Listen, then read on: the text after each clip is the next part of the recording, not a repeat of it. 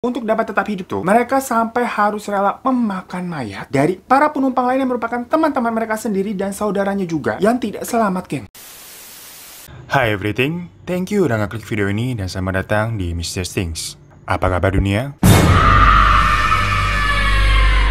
Hey gengs, kita update main puzzle X Job Site dulu yuk. Kemarin kan kita pakai komputer nih, nah sekarang kita cobain pakai handphone. Soalnya tuh ini emang game browser yang gak butuh download-downloadan lah. Tinggal akses internet aja, mau lewat handphone, mau lewat komputer itu bisa. Pokoknya game ini tuh caranya nih, susun aja nih puzzle-puzzle ini sesuai warnanya sampai pada pecah, sampai logo di coin yang di atas tuh logo segitiga emas tuh pada jatuh tuh ke bawah tuh. Nah, cakep. Dan yang paling penting, games ini tuh bisa ngasilin cuan. Nah kalau kalian pengguna baru nih, kebetulan banget tuh sekarang lagi ada program dari 14 Januari kemarin sampai 14 Februari nanti, dimana kalian kalau baru buat akun nih, buat main puzzle X Job Site ini, itu akan langsung dapetin 500 Bitcoin, gengs. Kita main lagi nih, gue kasih tahu biar lu lebih mudeng. Warna-warna ini tuh dicocokin sampai berpecah. Tuh kan gitu kan, gampang banget. Pokoknya tujuan kita tuh ngebuat si logo segitiga emas itu jatuh sampai bawah. Ini nagih banget, yang seru, gengs. Nah kalau di bagian bawah ini yang kotak-kotak ini, itu adalah kayak jurus ninja kita nih yang bisa kita pakai sekali-kali kalau emang lagi kepepet aja. Nah nanti di setiap harinya itu akan ke-reload biar bisa besoknya kita pakai lagi. Udah segampang ini. Nah, dan setiap kalian menang nih, otomatis kalian kan akan mendapatkan tambahan Bitcoin yang kalian kumpulin untuk setiap gamenya. Jadi nanti kalian bisa makin obsesi nih main tiap hari biar dapetin lebih banyak Bitcoin. Soalnya buat para pemain yang rankingnya tinggi-tinggi, itu juga bakal dapat hadiah yang gede banget. Kalau cek di sini nih, kayak ranking 1 bisa dapat 20.000, tuh ranking 2 10.000, ranking 3 5.000 dan seterusnya. Itu banyak banget. Nah, kalau kalian udah dapetin Bitcoin sebanyak ini, kalian bisa proses untuk tukerin jadi duit. Caranya, kalian buat atau aktifkan dulu nih akun di Digital Arc Auction yang di sini nih. Tinggal diklik aja, habis itu verifikasi handphone gitu-gitulah, gampang. Habis itu nanti kalian ke bagian wallet dan melakukan penukaran juga lewat Indodax. Link Indodax-nya by the way juga ada di bawah ya, kalian tinggal klik aja, udah gampang banget. Oh iya, tapi jangan lupa juga nih bagiin kode referral kalian ke teman-teman biar kalian bisa dapetin tambahan Bitcoin lagi kalau mereka nih ikutan main, ikutan join juga. Jadi otomatis kalian bisa tambah cuan. Udah deh, makanya buruan langsung yuk. Cobain aja, ini tuh bikin lagi banget gamesnya Puzzle X Job Sites untuk bisa mulai dapetin cuan. Klik link yang ada di bawah ya. Gengs, di awal tahun 2021 ini, itu kayaknya cukup banyak kabar yang nggak enak yang melanda di Indonesia. Ya, salah satunya adalah mengenai kecelakaan pesawat kemarin tuh. Yang bener-bener bikin kita kaget banget rasanya, apalagi terjadinya di awal tahun. Dan mungkin juga membuat sebagian orang cukup trauma dengan transportasi pesawat. Meskipun sebenarnya, pesawat itu merupakan salah satu transportasi yang dinilai paling aman loh, gengs. Karena itu dihitung dari minimnya tingkat kecelakaan yang pernah terjadi dibandingkan dengan transportasi lainnya. Akan tetapi, sekali-kalinya jika nih amit-amit sebuah pesawat itu jatuh atau mengalami kecelakaan, tingkat hidup dari para penumpang maupun dari kru pesawatnya itu tergolong sangat kecil, gengs. Hal inilah yang membuat resiko penerbangan itu sebenarnya tinggi banget. Ya bayangin aja kalau misalkan jatuh dari lantai atas yang berapa lantai aja gitu juga bisa bablas nyawa. Ya apalagi kalau terjun bebas dari ketinggian berapa ribu kaki, itu gimana ceritanya. Dan meskipun begitu, yang namanya keajaiban di dunia itu pasti ada, gengs. Dimana ada nih, nggak semua kecelakaan pesawat berakibat menewaskan seluruh penumpangnya ataupun kru yang ada di dalamnya. Salah satu kejadian yang akan kita bahas di video mistis kali ini itu mengenai kejadian tersebut. Namun, kecelakaan pesawat yang bakalan kita ceritakan di sini itu agak berbeda dengan tragedi-tragedi ataupun kecelakaan pesawat yang lainnya. Jadi ini cukup membingungkan juga sih. Dimana di satu sisi nih, para penumpang yang selamat itu tetap harus bertahan hidup dengan melakukan sesuatu yang mengorbankan sisi kemanusiaan mereka. Karena untuk dapat tetap hidup tuh, mereka sampai harus rela memakan mayat dari para penumpang lain yang merupakan teman-teman mereka sendiri dan saudaranya juga yang tidak selamat, gengs. Nah, kejadian itu dikenal dengan istilah The Miracle of the Andes atau keajaiban di pegunungan Andes. Nah, jadi kecelakaan pesawat ini itu dialami oleh Uruguayan Air Force Flight 571 di tanggal 13 Oktober 1972. Diketahui pesawat ini merupakan milik Angkatan Udara Uruguay. Nah, sebenarnya pesawat ini tuh bukanlah kayak semacam pesawat komersil yang biasa dipakai buat penerbangan biasa gitu. Tapi posisinya, karena ini tuh ceritanya ada kejuaraan internasional rugby di Santiago, Chili. Jadi memang pesawat itu sengaja disewa nih untuk mengangkut timnas dari rugby Uruguay. Rencananya nanti nih, timnas rugby Uruguay setelah sampai di Chili, nanti hari Sabtunya itu, mereka akan bertanding dengan tim rugby dari Chili di sana. By the way, ini kalau rugby, itu adalah semacam olahraga yang mirip sepak bola gitu ya, gengs. Bedanya kalau main sepak bola, itu kan kita pakai kaki doang nendang-nendang. Nah, kalau di rugby, itu tangan juga boleh dipakai tuh. Jadi bolanya nggak cuma ditendang, tapi boleh juga dilempar atau dibawa menggunakan tangan. Ya, pokoknya itu olahraga orang barat mah. Kalau kita udah paling main futsal aja tuh di komplek depan. Nah, pokoknya, jarak antara Uruguay dan Chili ini, itu bisa dibilang lumayan lumayan jauh ya, sekitar 1.500 km, gengs. Makanya nggak mungkin nih kalau buat tim Uruguay itu kesononya melalui jalan darat. Soalnya kalau dihitung-hitung dari Google Maps nih, butuh waktu sekitar 2 harian dan melewati pegunungan Andes yang terkenal memang terjang. Yaitu mah udah keburu capek duluan di jalan, pantatnya tepos 2 hari. Kayak orang mau mudik lah, ini orang mau tanding. Akhirnya dipilihlah jalur udara menggunakan pesawat. Soalnya kalau pakai pesawat itu waktu tempuhnya hanya sekitar 2,5 jam aja. Lumayan jomplang tuh, berarti 2 hari sama 2,5 jam. Ya tapi kalau naik pesawat 2,5 jam itu hitungannya juga lumayan jauh, ala-ala Jakarta Singapura lah ya. Saat itu orang yang ikut dalam pesawat berjumlah 45 orang, gengs, yang terdiri dari 17 pemain rugby dan sisanya adalah teman mereka, saudara, dan keluarga dari pemain rugby yang ikut-ikutan aja buat tim support beserta kru kabinnya juga. Nah, 17 anggota pemain rugby yang ada di sana itu tergolong masih muda-muda semua. Usianya tuh antara 19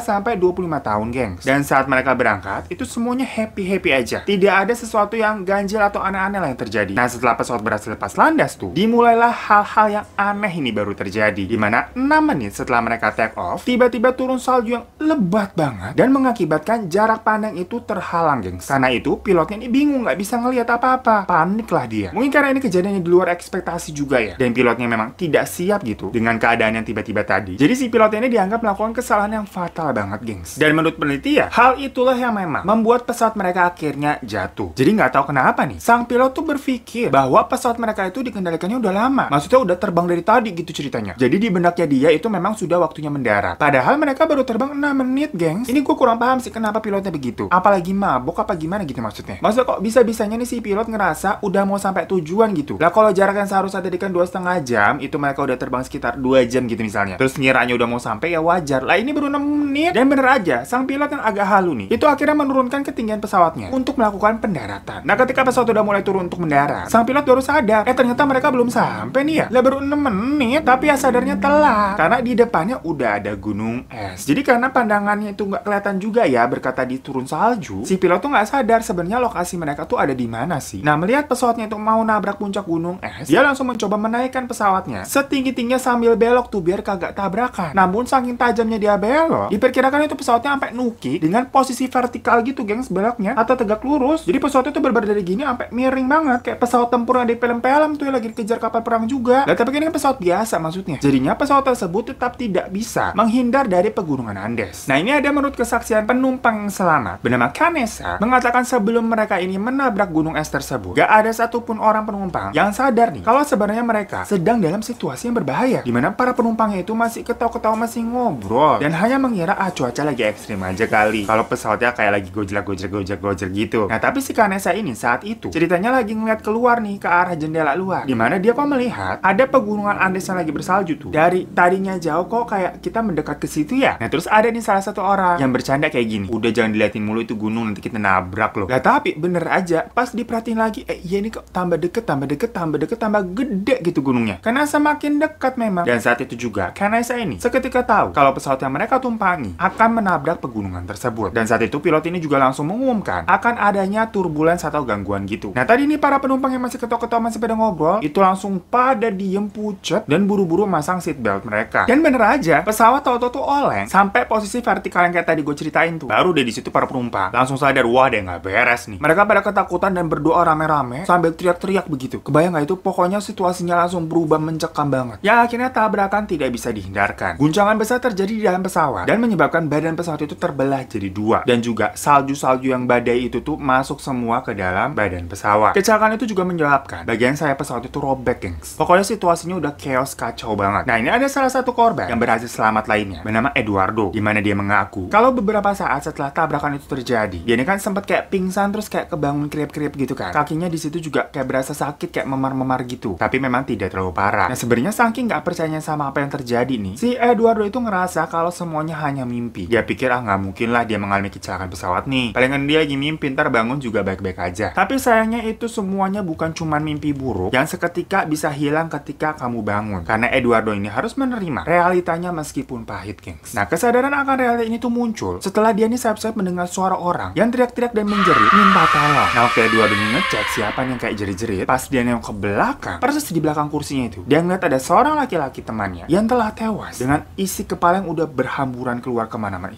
Gue merinding banget deh. Seketika Eduardo yang tadinya itu masih setengah sadar ya, masih belum kayak percaya, langsung melek seketika saking shocknya. Dia cuma bisa menangis dan berdoa di situ. Nah, menurut penyelidikan, ketika tabrakan terjadi, sekitar 12 orang tewas seketika di tempat. Tapi tidak beberapa lama, 5 orang lainnya ikut meninggal beberapa jam kemudian akibat luka benturan yang serius. Dan semua mimpi buruk ini hanya permulaannya doang, gengs. Karena masih ada hal mengerikan lainnya yang menimpa para penumpang yang pada selamat nih. Salah satunya adalah bagaimana cara agar mereka yang pada selamat ini dapat bertahan hidup sampai bantuan datang di tengah situasi seperti itu. Masalahnya, kalau dipikir-pikir itu sangat sulit untuk bertahan hidup karena situasinya di situ lagi turun salju, bisa dikatakan malah itu badai salju, gengs. Nih kalian bayangin aja, mereka jatuh di ketinggian sekitar 4.000 kaki di atas permukaan laut. Nah, saat musim panas aja nih, di ketinggian segitu tuh udah dingin banget. Apalagi pas musim dingin pula ini coba, lagi salju. Diperkirakan suhu pada saat itu mencapai minus 20 derajat Celcius. Itu lebih dingin daripada freezer di kulkas lu. Dan seterbiasa-terbiasanya orang sana sama salju sama dingin ya, tetap aja di suhu yang se-ekstrim itu. Yang badai salju begitu, siapa juga yang tahan, gengs? Akhirnya para penumpang selamat atau para survivor ini harus memutar otak gimana caranya untuk bertahan sampai bantuan datang. Jadinya ini untuk menghangatkan badan mereka, itu disobeklah kayak kursi-kursi pesawat yang bahannya tebal tuh, bahan kain dan mengandung wol, untuk kayak dijadikan pelapisan ngelimutin badan mereka. Terus karena kalau mereka nih jalan di salju itu pasti kakinya dingin banget ya, yang kalau pakai sepatu biasa tuh bakal rembes gitu. Mereka mengakalinya dengan kayak membuat sepatu khusus salju yang bawahnya itu dibuat dari kayak kursi pesawat dari besi-besinya. Dan untuk tempat mereka berlindung, mereka tinggal di sisa badan pesawat yang udah terbelah dua tuh. Dan bolongannya itu sisanya mereka tutupi sama koper yang ditumpuk-tumpuk. Pokoknya juga banyak benda-benda yang mereka jadikan alat-alat untuk bertahan hidup. Kayak ini mereka menemukan kacamata di kabin pilot untuk dipakai di tengah badan salju gitu. Mereka juga kayak membuat hammocks dadakan yang kayak kain untuk dibebet-bebet gitu loh, buat orang-orang yang kakinya patah ataupun tangannya patah, yang mereka ambil dari dapur pesawat. Mereka ini juga sampai pipisnya di bola rugby yang mereka belah, jadi buat tadahan air gitu. Soalnya mereka nggak bisa pipis di luar itu saking dinginnya, gengs. Karena pas dicoba nih mereka mau pipis, itu air yang keluar bakal langsung beku. Jadi lu bayangin deh, itu sedingin apa. Mereka juga ini mengambil dan mengumpulkan persediaan makanan yang ada di dalam pesawat, sambil berharap nih tim SAR bakalan segera menemukan mereka. Namun udah ditunggu sehari, 2 hari, 3 hari, itu nggak ada tanda-tanda kedatangan dari tim penyelamat. Orang-orang ini mulai putus asa dan satu persatu korban mulai berjatuhan. Terutama ini para anak-anak kecil yang nggak kuat lah sama medannya nih, dimana mereka mati membeku atau hipotermia. Nah, para survivor yang masih bertahan itu pasti punya harapan kan biar segera ditemukan. Pokoknya keinginan mereka itu cuma satu, cuman pingin bisa pulang ke rumah doang. Tapi cobaan tuh datang bertubi-tubi nih, gengs. Pada hari ke-9, mereka ini mulai kehabisan stok makanannya. Padahal itu yang paling genting kan, karena saking dinginnya di sana nggak ada semacam apa ya, bisa dibilang kayak vegetasi tumbuhan lah yang bisa mereka buat makan. Hewan aja juga susah banget lah di tengah badai salju begitu. Nggak kayak misalkan kalau cerita-cerita kedampar di suatu pulau yang ada hutannya, itu kan kayak cerita bisa ngambil buah-buahan ataupun tumbuh-tumbuhan buat dimakan kan. Nah, ini di puncak gunung salju ada apaan? Karena sadar nih kalau pasokan makanan mereka mulai menipis, akhirnya mau nggak mau hal yang memilukan ini pun terjadi, yang membuat cerita ini semakin tragis, dimana mereka memakan jasad teman mereka sendiri yang sebelumnya sudah meninggal, gengs, nggak selamat. Jadi kayak wah, nggak bisa bayangin sih bener. Yang biasa kita dengar juga nih kalau dari cerita-cerita survivor itu kan semacam apa sih paling ekstrim, minum air kencing sendiri karena tidak menemukan air untuk diminum gitu. Tapi kalau makan jasad teman sendiri karena tidak ada sesuatu yang bisa dimakan lagi, itu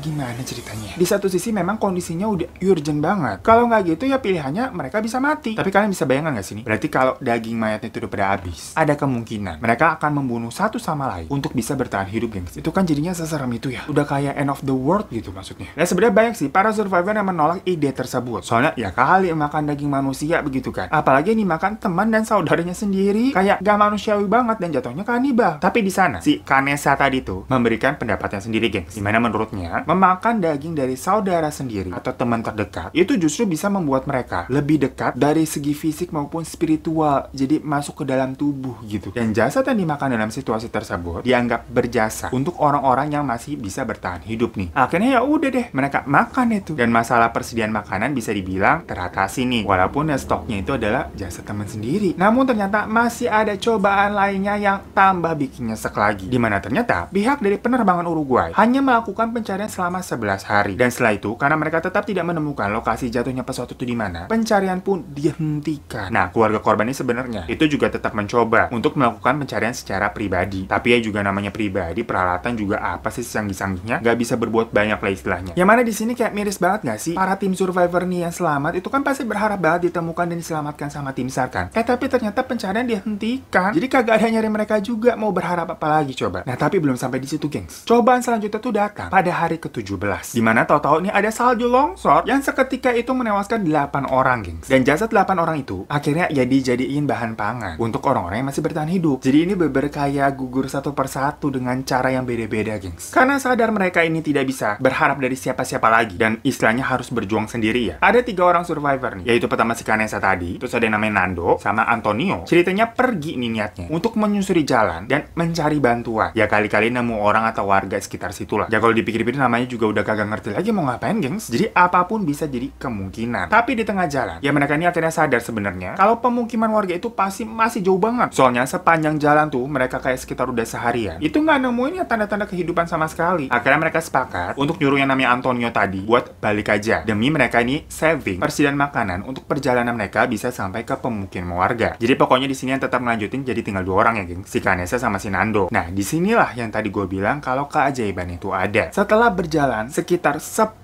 hari dengan jarak kurang lebih 71 km, mereka akhirnya nih bisa sampai ke sebuah tempat yang mereka kira nih bisa dihuni sama manusia. Kenapa sampai situ mereka melihat adanya vegetasi tumbuhan, ada bibit-bibit kehidupan lah. Ya udah langsung deh mereka mencari bantuan dan benar aja ternyata di situ ada beberapa orang yang tinggal di sana. Akhirnya tepat 70 hari setelah kecelakaan pesawat itu terjadi, mereka berhasil diselamatkan, gengs. Tepatnya di tanggal 22 Desember 1972, dimana ketika tim SAR datang ke tempat tersebut, itu mereka cuma bawa 2 helikopter yang totalnya cuma bisa muat sekitar 6 orang aja dari total survivor yang berjumlah 8 orang. Jadi besoknya nih baru ada helikopter cadangan lagi datang untuk mengevakuasi sisanya. Anyway, walaupun ada jeda 1 hari ini berarti, tapi 2 orang yang sisanya itu berada di tempat yang aman ya, gengs. Udah ada di rumah warga tuh tadi si Kanesa sama Nando. Jadi nggak masalah juga buat mereka sampai nunggu besokannya gitu. Nah, saat mereka sampai di Uruguay nih, pastinya orang-orang langsung gempar. Beritanya heboh tuh di mana-mana. Nah, awalnya masyarakat Uruguay itu seneng lah ada para korban ini berhasil selamat. Setelah 70 hari loh, itu lama banget. Tapi setelah mereka tahu nih gimana caranya para survivor ini bisa bertahan selama kurang lebih total 2,5 bulan tuh berarti, masyarakat langsung shock dan menghujat para survivor ini karena tahu berarti mereka makan orang. Gila ya, ini udah selamat masih ada aja cobaannya masih dihujat. Untungnya saat itu pihak gereja di situ langsung turun tangan, gengs. Dimana para survivor ini langsung diminta ke gereja untuk diberikan kayak semacam pengampunan karena pihak gereja ini paham keadaan yang mereka lakukan itu benar-benar keadaan darurat dan bukan keinginan dari mereka sendiri. Nah, perlakuan gereja inilah yang kemudian meredakan amarah dari netizen. So itu tadi, gengs, cerita tragedi kecelakaan pesawat yang nyeremin banget dan bikin gambling juga ya situasinya. Di satu sisi ini orang yang selamat ya selamat sih, tapi harus melakukan sesuatu yang hidupnya juga itu pasti berubah banget setelah kejadian tersebut ya. Ya namun semua itu mereka lakukan untuk bertahan hidup soalnya. Dan mungkin ini pelajaran yang bisa kita ambil dari cerita ini adalah kalau hidup tuh berarti nggak boleh pantang menyerah, gengs. Dan nggak boleh juga lu terlalu ngandelin orang, yang ada kecewa lu nanti. Pokoknya harus mandiri dan berdiri di atas kaki sendiri ya, gak usah ngandelin orang lah. Nah, by the way, kisah yang mind blowing ini itu akhirnya juga dijadikan sebuah buku dengan judul Alive sama difilmin juga, gengs. Ya pokoknya thank you semua yang udah nonton channel ini. Jangan lupa untuk klik subscribe buat kalian yang belum. Kalau kalian udah subscribe, terima kasih banyak. Kalian udah support, juga belum minta like-nya. Dan jangan lupa juga follow Instagram gue @herotarifan. Sampai jumpa lagi, ketemu di Mr. Sing selanjutnya. Dadah.